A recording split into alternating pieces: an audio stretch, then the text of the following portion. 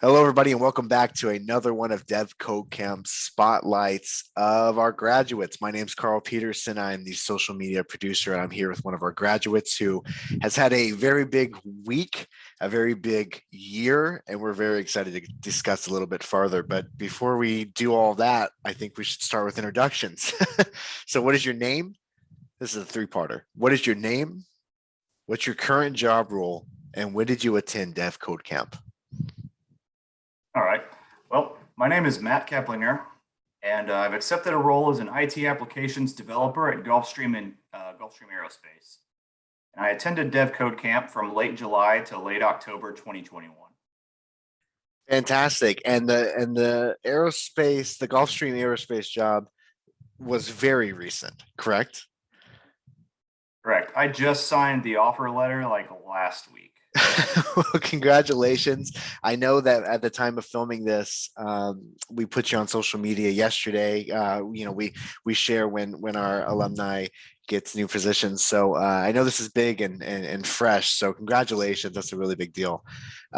Before speaking about devCodeCamp, let's speak a little bit about you. So I'm always curious, and I love hearing this answer. Why coding? What was the thing that kind of pushed you in that direction? I'm a natural problem solver. So I'm gonna show my age here just a little bit. I learned to code on Visual Basic 4.0 and HTML. No number after it, just HTML. In high school in 2004. I went to the Army and I was a bomb technician in the Army. A bomb is just a different type of problem that you don't get to mess up. So I spent a decade disarming bombs in the United States Army all over the Middle East, as you can imagine. I got out and I chose cybersecurity to pursue a degree in. I started doing the coding classes for that, and I was like, man, I love the fact that I get to come up with the solution to this problem. There are algorithms to make it easier, and there are algorithms to make it smarter. But in the end, if you know how to code, you can do what you need to do. And that really kind of spoke to me. I was recovering from traumatic brain injuries from Afghanistan. And the thought of just keeping myself engaged in something that's constantly evolving and constantly learning meant more to me than anything in the world. That's a fantastic answer. So this is the first time we've ever spoken outside of a Slack message. So first off, thank you so much for your service. I mean, that can't continue this conversation without saying that. Secondly, I did lurk a little on the LinkedIn profile today, leading up to this interview, and I did notice something that stood out to me. The very first thing in your "About Me" section on LinkedIn reads, I want to read it word for word. I am a problem solver. That is the number one thing that it says in your LinkedIn. I was curious. You mentioned how you're just naturally a problem solver. I was curious, you being also a veteran and kind of having this problem solving, quick on your feet ability. Are you able to kind of naturally take advantage of those two techniques and use it in coding today?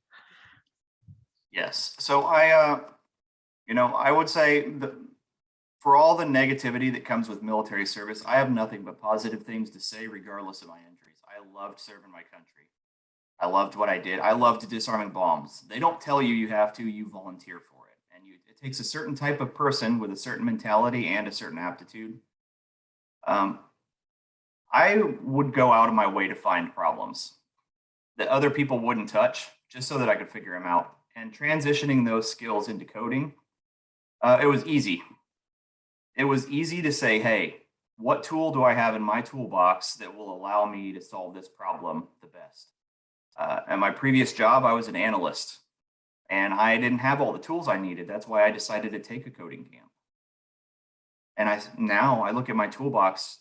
I've got programming, I've got agile, I've got database, I've got APIs, I've got thought processes, I've got data structures, I've got every kind of tool you can imagine, and a lot less problems to use them on these days. Well, that's great. Yeah, and it's also a nice little added perk. I'm imagining that if you mess up a line of code, it doesn't blow up. Well, I don't know what you're necessarily coding. I mean, let's keep that off the record. Right. But right. So I also wanted to mention one more thing. Actually, I'm glad you said that, because I actually made note of this too. In that same About Me section on LinkedIn, you said that your life motto is keep it simple, stupid, which I'm a big fan of. Right. But obviously, the unpredictable can happen very quick in a lot of things, and coding is definitely one of them. You seem like a very put together, concentrated guy when it comes to problems. That's definitely what I'm reading after everything you've put on LinkedIn, and also what you're telling me here. But the unpredictable happens, right? And even though it doesn't blow up, it's still a pain in the butt sometimes. So my question is, how do you navigate the unpredictable when it comes to developing? Uh, we'll go back to my motto, keep it simple. Anyone can overcomplicate something. It takes a genius to make it easy. The less moving parts you have, the less function calls that you are making, the less complication, the less complexity, the better. You have less to go wrong. So in coding, I've kind of taken that same principle, keeping pure functions, understanding what my code is doing, planning before I go into it, and don't just cowboy code my way through something. Cowboy code. I love that. It's great. That's a great term though. I mean, everybody knows what you're talking about. That's a really good way. That's great, Matt. So let's move into devCodeCamp stuff. So I was curious if your opinion changed at all, and full transparency, that's okay here. That's preferred actually. I was wondering if your opinion changed at all versus when you started versus graduating the course itself. So when I started, I was like everyone else. I was very starry-eyed and figured I was probably the next person that was going to walk in and be the VP of Google. You know, I figured I was going to be solving world hunger with code and stuff like that. That was more of my impressions than anyone else's. But I quickly understood, uh, gravity sets in really fast. I had more of a coding background than a lot of people did, and I still had trouble. So, I tried to make it a point to help people in my class that didn't understand quite what was going on, try to break it down the way I learned it, because I knew the instructors, we had great instructors. I loved every single one of our instructors. I learned a lot from everybody outside of coding, just life. I understood sometimes they got busy. So I would do what I could without trying to step on their toes. I'm not a teacher, I'm not an instructor, but let me point you in the right direction without having any academic integrity issues or anything like that. So, towards the end, I was like, hey, I understand now, this is a great career field to break into, but you're only going to get out of it what you put into it. I can't expect them to handhold me into a job. I won't have an instructor team on Slack during an interview. So basically, I have to step up, do my homework, do my research, put myself together, be a grown up, and really kind of finish the process that they taught me how to start. That's also a great answer. Yeah, we offer obviously career services, but one of them is not in-ear monitoring during an interview where we give you the right answers. So you Right. definitely only put in, or you only get out what you put in. And the way that you're describing how you acted towards other students and towards the course itself, it makes total sense that you found success as a developer today.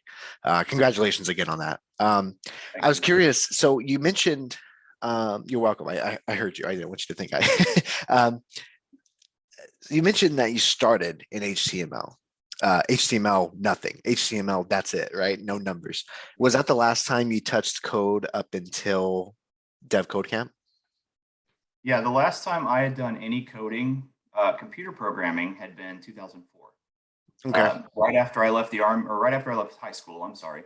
I was a CNC machinist, and I did what was called M&G code to make a CNC machine do what I wanted. Similar idea, you don't apply all the logic. It's just numbers and moving tools.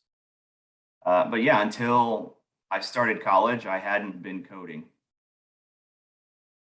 So when you got into kind of all of the steps, like the advanced programming languages, that the basis of, but now all of a sudden it's like way more moving parts. Did you find struggle in that, or was it kind of just like riding a bike kind of thing? I had a lot of bad habits that did not come from devCodeCamp. They came from my previous employer. I would do whatever it took to keep our business running. We're a veteran-owned e-commerce company. So I did whatever it took. And sometimes that wasn't the right thing. It was the Band-Aid that would last until they could get a consultant on the phone, And I had to break a lot of those bad habits. And luckily, the instructors were there to help me kind of point that out. This is not a habit you want to carry forward. Other people are going to read your code, so make it readable to other people. Simple stuff that you don't think about when you're doing it every day until someone points it out to you, and then it never leaves your mind. You just, to this day, I'm like, all right, sharp, concise comments. Okay, make sure that my git commits are perfect. Make sure that I can let someone else look at my code and understand what's going on. So really breaking my own bad habits and then reinforcing what they were teaching was the hardest part of this course to me. Yeah, that makes total sense, especially because if you're self-taught, it is cowboy code in a lot of ways, right? And unfortunately, you can get it done. Well, fortunately, you can get it done, but unfortunately, comes those band-aid moments. So that's great that you were able to learn that, because not only are people going to read your code, but people are going to use your code, and sometimes those band-aids may not be big enough to hold whatever wound might be coming. So that's fantastic, Matt. I was curious if you can recall. This is a very specific question, so it's okay if not. But can you recall a moment during the devCodeCamp course you took where it was kind of like a sigh of relief, kind of like a confirmation that, yeah, I got this, I'm good? Can you recall that first kind of time it I mean, obviously you have experience beforehand, but it kind of clicked and you were just kind of like, all right, we got this in the bag? So it kind of came almost midpoint through the course. I've been learning a lot of new languages, a lot of new syntaxes, a new IDE. Been learning a lot of new stuff. And there was a moment where, and I was working on something simple. I was just doing like a rock, paper, scissors in Python, and I was looking at my code and I ran my code. I liked what I saw. I was changing my outputs, and my girlfriend and my 5-year-old daughter came up and they're like, "What are you doing? You're just looking at words, make more words, this is weird. Get a better hobby."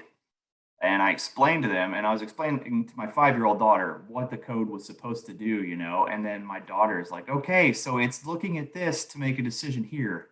And I realized that if I could teach it to a 5-year-old, I have to understand the material. And that was kind of my aha moment where I'm biased, obviously, but my smarter than average 5-year-old was understanding my conditional loops and understanding what I was trying to do, and then wanted to sit down and test my game with me. If you ever want to test software, bring a kid along, because they will push every button and they will put in everything that you're not supposed to, and they will find whatever is wrong with your code. I promise you. And that was my aha moment. I really kind of just remembered, her sitting on my lap. It was like a rainy Saturday, and we were just talking about the code and what it does. And it was just it was a good moment. It was good for me. It was good for her. And then it was kind of my reinforcement, like, I am doing the right thing here. If I'm doing it and I can explain it and I can still do this, I'm coding and explaining with my child playing my game. I'm going to be okay.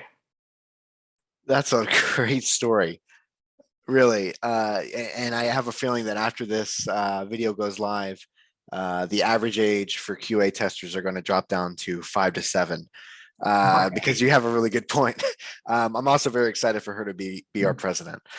She sounds brilliant. So congratulations on that too. Um, if you could go back in time and tell yourself one thing to help you later on in the course, what would it be? If you could go, Matt, you need to know this now to save you a lot of hassle later. So I'm gonna call myself out here. It would be keep it simple. The more cool stuff you learn, the more cool stuff you want to use. And when someone says, "Hey, why don't you look in the documentation?" That documentation, it can be your best friend or it can be a rabbit hole.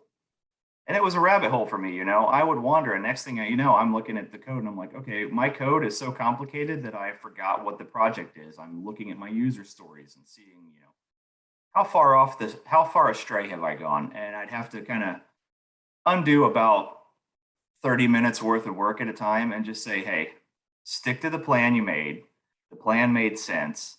Don't overcomplicate it. Just do what you have to do, get your most valuable product, and then make that product better. When you get your approval, when you get the instructors, when you get these people that know what they're talking about and they tell you you have a good product, then you go back and you try new things.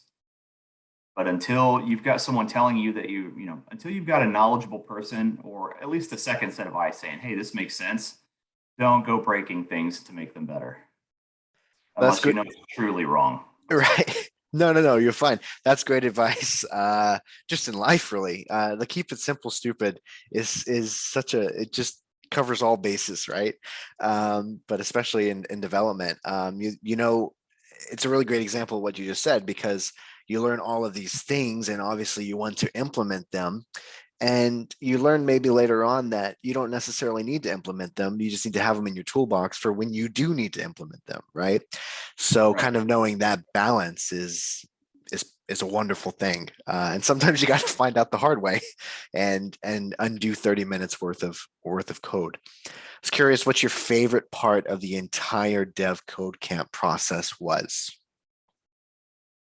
I enjoyed the partner projects and the group projects, honestly. They were kind of a reinforcement for me at times. Your confidence gets shaken, a project doesn't quite go the way you wanted it to, or your project was good, but you saw somebody else's that was just 100 times better, and all of a sudden you're like, man, am I really the right guy for this, And it really hits. And then you get with a group of people and you see that everybody's kind of got their own struggles. You know, my biggest problem, I had been working in database and backend for several years before devCodeCamp. So I was very comfortable with that. What I wasn't comfortable with was anything that involved a user interface. I was completely happy with the command line. So when they're like, hey, think about your colors, think about your page layout, think about buttons, like, no, no, please no.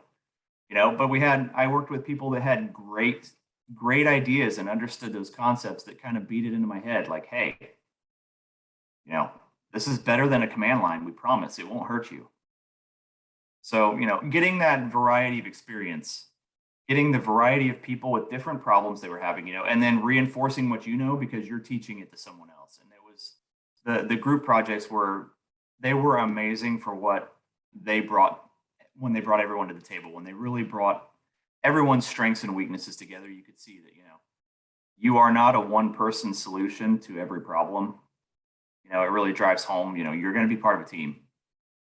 So learn to be part of a team early on and you will have much less pain. 100% yes. Yeah. Yeah, absolutely. And it's also great to have that kind of that moment of like, oh, well, everybody's in the same boat as me. So that's Right. grateful that you had that. We're actually wrapping up already. I just have two to three more questions already. This flew by, and this was really great.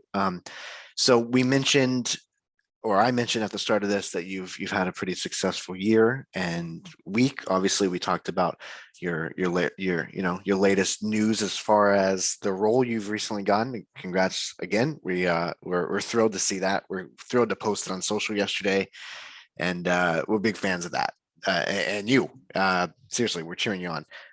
But I didn't want to overlook another piece of that. I mentioned you had a really successful year as well, and I want to make sure that the audience has context into that because you're an absolute beast, and I want to I want to make sure that you get your time to shine. So can you just talk, just as much or little as you want about the last year of success that you've had? Absolutely. So in the last year, I graduated college with my bachelor's degree in IT cybersecurity. Uh, my significant other, my girlfriend, graduated the same day I did with her bachelor's in nursing, her BSN, her RN. Uh, we both found good employment. I am going to Gulfstream Aerospace. She's going to be working as a registered nurse in a hospital. We wanted to set the right example for our daughter to show her, uh, I'm 36 years old. Don't stop learning. I was 36 when I graduated college. Um, Life got in the way. I actually appreciate college so much more because of my age.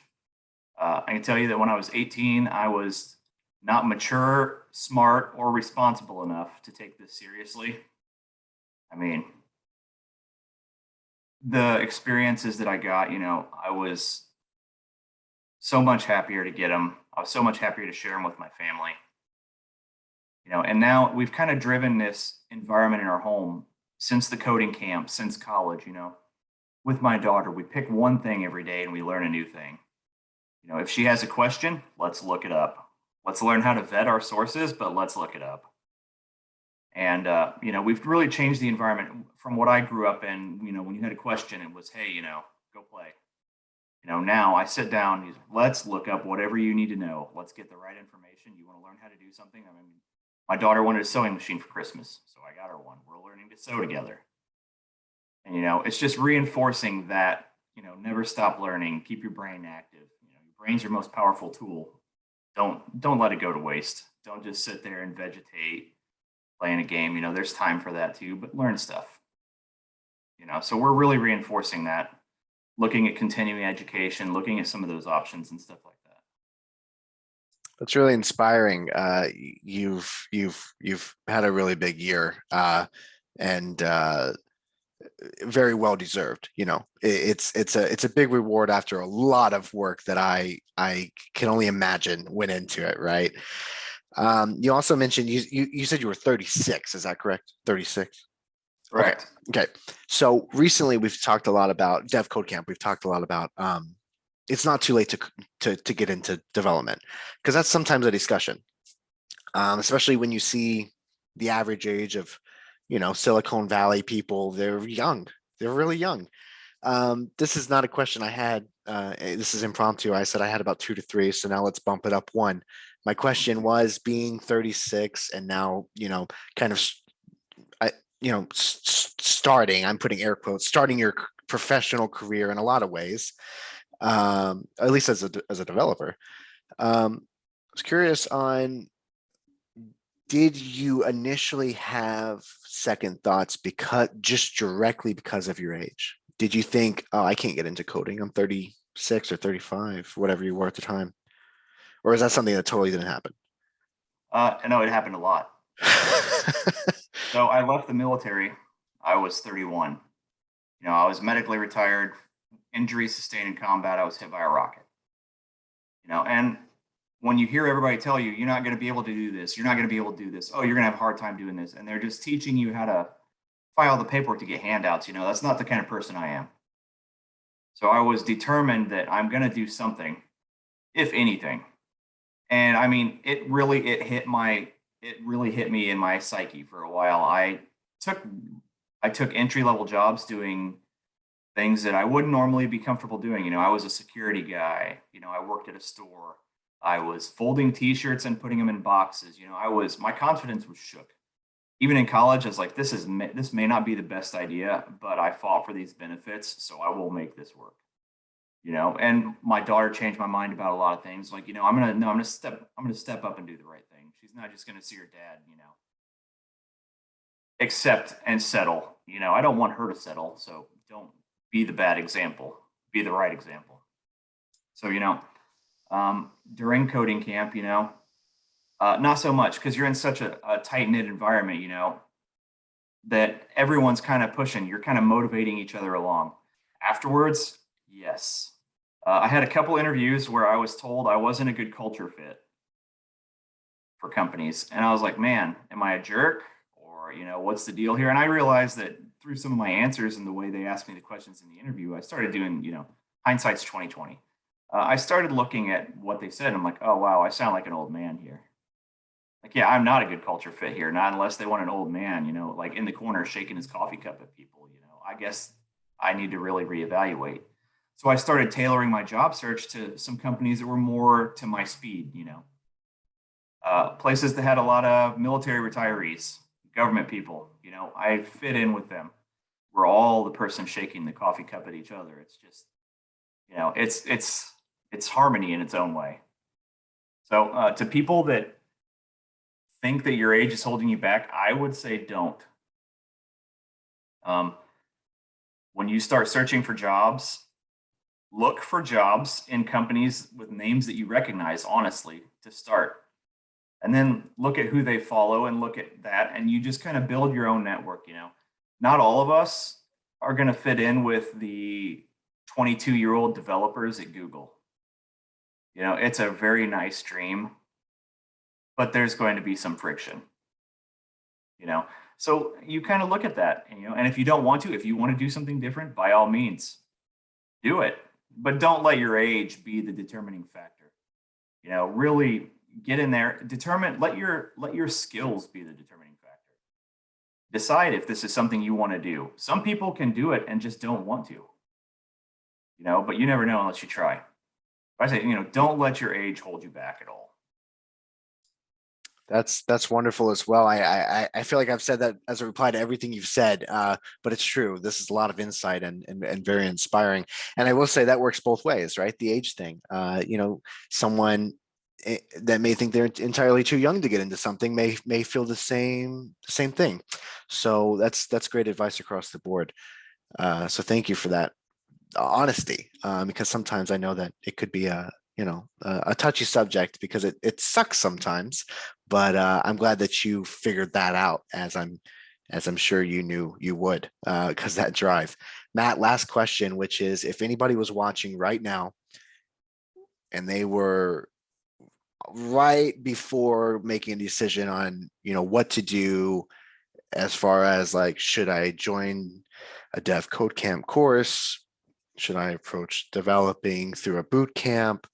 If there was somebody just kind of like on the brink of trying to figure out what the next step should be, what would you say to them directly about why devCodeCamp is a very good option?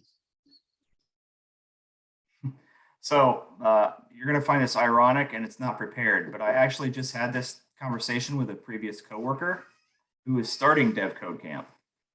And we kind of talked about what does he need in life and what are his goals, and his goals were similar to mine. He's younger than me. And I was like, hey, this I think is a solid option.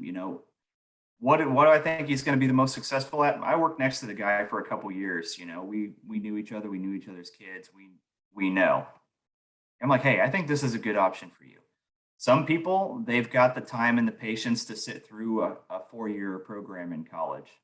I can tell you that I did not get nearly as much programming experience from college as I got from devCodeCamp. I will be completely honest about that.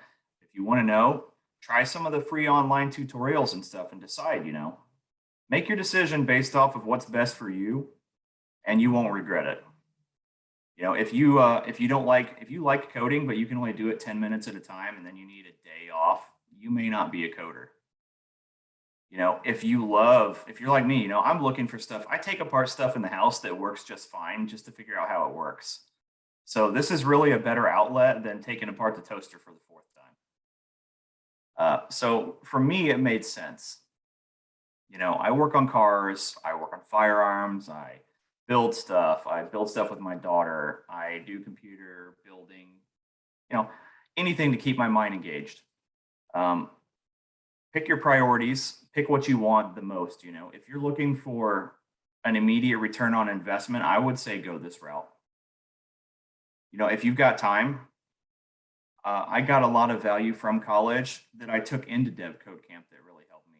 But people that didn't have that experience ended, pretty much in the same point that I'm at. So don't discredit the boot camp itself. Don't discredit college itself. They're kind of tools built for different purposes. So understanding what you're going to get from each one is really the most important thing. And if you're looking to get into programming, program. College has a lot of academics. Art appreciation has not helped me very much as a programmer. I'm not going to lie. However, technical writing and stuff, it kind of helped me there, understanding things. I can make really neat graphics to teach people stuff. That's helpful. It's the other things you pick up. So like I said, kind of ironic, I just encouraged a guy to go to devCodeCamp.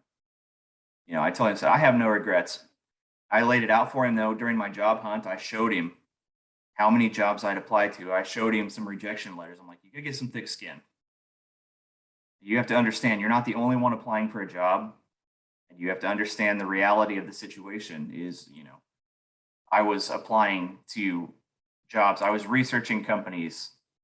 I was coding several hours a day, researching companies several hours a day, sending follow-up emails. I've made at least 70 different versions of my own resume. Before this camp, I couldn't even write my own resume.